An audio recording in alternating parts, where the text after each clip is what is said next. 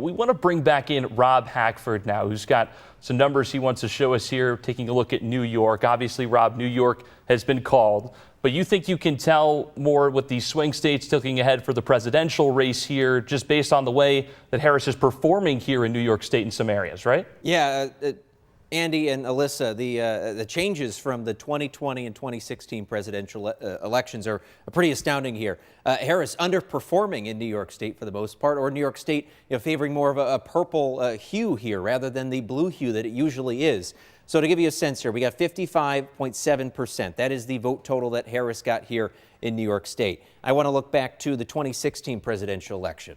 We're going to 2016 here. This was Hillary Clinton. The vote total that she got was right around 60%. Now heading to 2020 with Joe Biden, the vote total that he got was right around the same thing. 2020, it was, again, 60, if I can erase that there we go, 61%.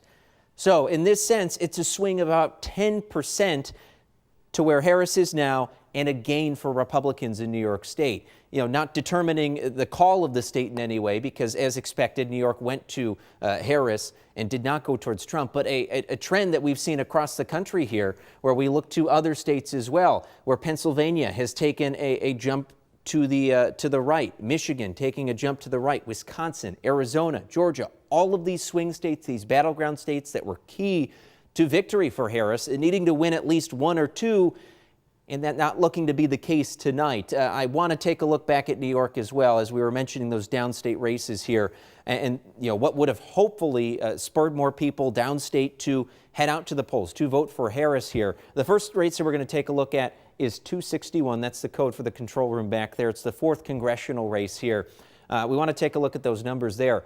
So this is looking at the balance in the House of Representatives, currently controlled by Republicans, Democrats trying to make some headway here. This race with about 98% of the vote reporting there, a pretty strong lead for Laura Gillen, and a flip. Anthony D'Esposito was the incumbent here. So a good sense of where some of that vote could have come from in New York, but not enough of it. Switching here to 258, the next race, the 22nd congressional race. This one has been called. It's in central New York, including Oneida counties, Onondaga County as well. That's Brandon Williams, the incumbent, losing here to John Mannion, who was a state senator. He came into this race with a lot of enthusiasm, was a well-known individual in that area, a former school teacher as well. He received a call from Brandon Williams, who conceded this evening, but this race would have indicated, again, more of a vote towards Harris, but we did not see that. These two other races as well downstate that are even closer here. These are going to be the codes for you guys. 254 for Mark Molinaro and Ben Riley, I believe, 19th Congressional District, Josh Riley, pardon me. A good indicator here, again, for Josh Riley, as the Democrats are trying to make headway, or at least salvage this election in some way, as we appear headed towards a Trump victory in all of these battleground states being swept by the former president here. And the final one is going to be code 261 with Mike Lawler in the 17th Congressional District. This is the one saving grace here for Republicans, maintaining the seat. Of course, in Western New York, the Republican seats for the 23rd and 24th were maintained by Claudia Tenney and Nick Langworthy. But Mike Lawler here also maintaining his position, appearing to at least 75% of the vote total here, but a 40,000 vote lead. So a lot of a cushion there in that sense. We'll have to take a look at the absentee ballots, but likely his victory in this sense. I saw he was declaring victory down there just a little while ago at one of the stations in downstate New York. But Alyssa and Andy, just an indicator, as I was showing you, the jump essentially, or the drop or swing in New York State towards Republican, 10 points, +5 for Trump, -5 for the Harris campaign. Wow, Rob Hackford, thank you for important insights there. New York State, getting a little more purple almost. In certain parts, clearly, the way it's changed. We've seen a lot of that too in some other states as well, the way she's just underperformed in some of these areas, and it's not looking good right now in some of the, just that indicator. But you want to take a look now at the bigger picture. Absolutely. Right? The bigger picture, those numbers again for you folks. Donald Trump with 51% here. Kamala Harris, 48%. We're reporting 61% right now. But those numbers, again, something that the Harris campaign, understandably, obviously, is not very happy with, or maybe even expected.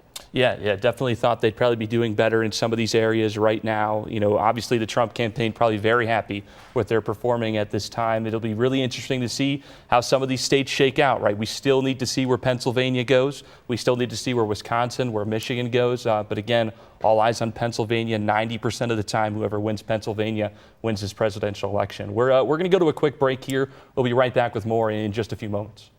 Here at WGRZ Plus, we know you're most likely here to watch our award-winning newscasts. Town announced a new plan. But there's so much more to see. WGRZ Plus has exclusive content you won't see on television.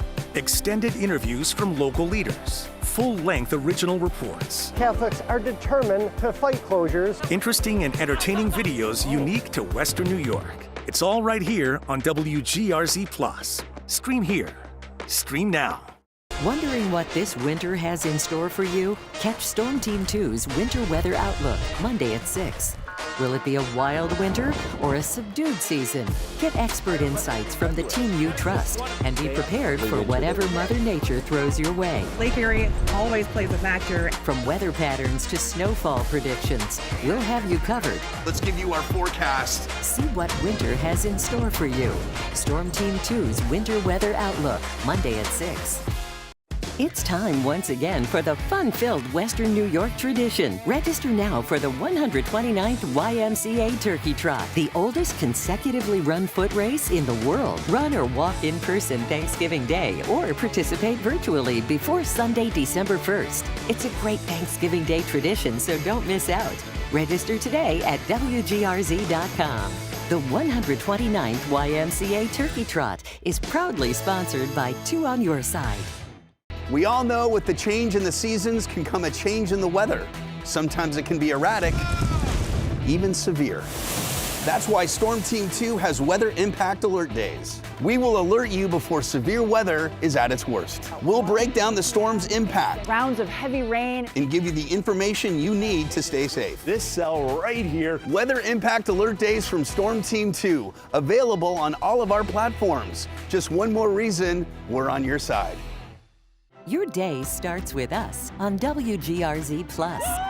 Your favorite morning team in Western New York, Daybreak, Pour yourself another cup of coffee. brings you the news you need. In the town of Ellicott, we have now learned Breaking news from overnight. New information into our newsroom. Traffic updates, Had a bunch of road work overnight. along with meteorologist Patrick Hammer's reliable Storm Team 2 forecast. Watch as the showers roll through. WGRZ Plus. Stream here, stream now.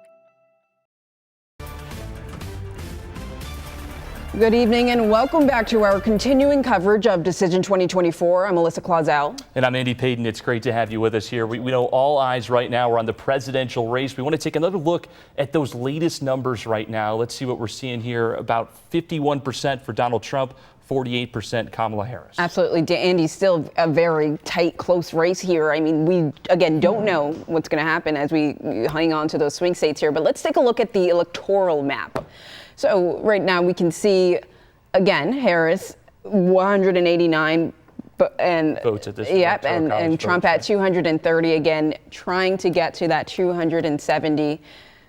Again, we don't know where this is going to go. When you take a look at the map here, you've got all the usual suspects, right? And people who kind of show up blue, show up red. But then, you know, those swing states. Yeah, the swing states are still very much out there, right? You just saw there on the figure, Trump was able to claim North Carolina. That was the one battleground state that he has had so far. We're still looking for Georgia. We're still looking for Pennsylvania. We're still looking for Michigan and Wisconsin. And these are really, you know, as much as it's been called so far and as close as he looks to that 270 number, there's still a lot of states out there that we got to take a look at. Right, it's that red mirage people like to talk to, at least on the Democratic side. You know, early into the night, it seems red, but who knows? I mean, Michigan has some huge points, 15, Wisconsin 10, Pennsylvania 19. It could be a huge boost to former President Trump or Vice President Harris. Absolutely. Arizona still out there as well. That's an interesting one, right? Because it's going to come in a little bit later. It's still counting those votes. We've been told it could take a couple days there as well. We saw that in the past elections where it took place there, 11 points on the line. The big part of that one, Maricopa County, obviously. All And we eyes on saw a Maricopa. lot of issues there last time. Absolutely. 61% of the vote in Arizona comes out of Maricopa County. So once we start getting that in there, we're going to get a real feel for that. Again, we don't know when that's going to happen. As far as some of these other states, though, Wisconsin, they're having some serious issues right now with absentee ballots. They've had to recount all of those ballots at this point. They had an issue there with the vote. So that'll be interesting to see when we get that, if we even get that anytime soon. They might take a couple of days. Absolutely. A huge setback, I think, in counting those votes, and hopefully both campaigns looking for numbers there.